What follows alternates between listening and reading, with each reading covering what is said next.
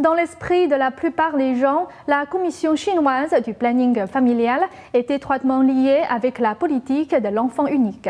Récemment, le Conseil d'État chinois a proposé de fusionner ce département avec le ministère de la Santé.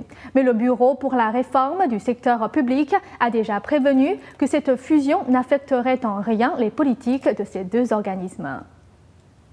Les conseillers chinois ont annoncé dimanche 10 mars un projet de fusion du ministère de la Santé et de la Commission du planning familial. De nombreuses personnes s'interrogent si ce projet annonce un changement de la politique du planning familial chinois, rendu tristement célèbre par la politique de l'enfant unique.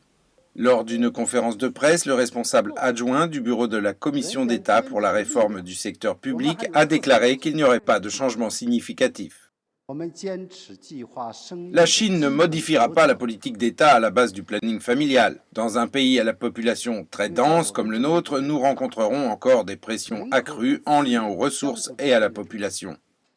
Selon lui, si une réforme doit avoir lieu, elle ira dans le sens de renforcer la politique du planning familial. Pour d'autres, la fusion du ministère de la Santé et de la Commission du planning familial est étrange, les deux services ayant des objectifs mutuellement opposés. Le ministère de la Santé a pour mission d'améliorer la santé des citoyens, les normes médicales dans la société, l'aptitude à empêcher les maladies, mener à bien l'éducation sur la santé et développer de nouveaux médicaments et de nouvelles thérapies. La commission du planning familial prend de toute évidence la vie des nouveau-nés. Ces dernières années, des cas d'avortement forcé et autres mauvais traitements ont déclenché la colère des citoyens. La commission du planning familial ne pourra pas être totalement réformée car les responsables et les employés des différentes unités reçoivent souvent des compensations pour avoir empêché des naissances.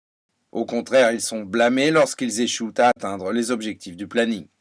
Des centaines de milliers de personnes travaillent pour le planning familial chinois. Leurs intérêts particuliers sont impliqués. Les méthodes violentes du planning familial et les amendes constituent une source majeure de la corruption des autorités.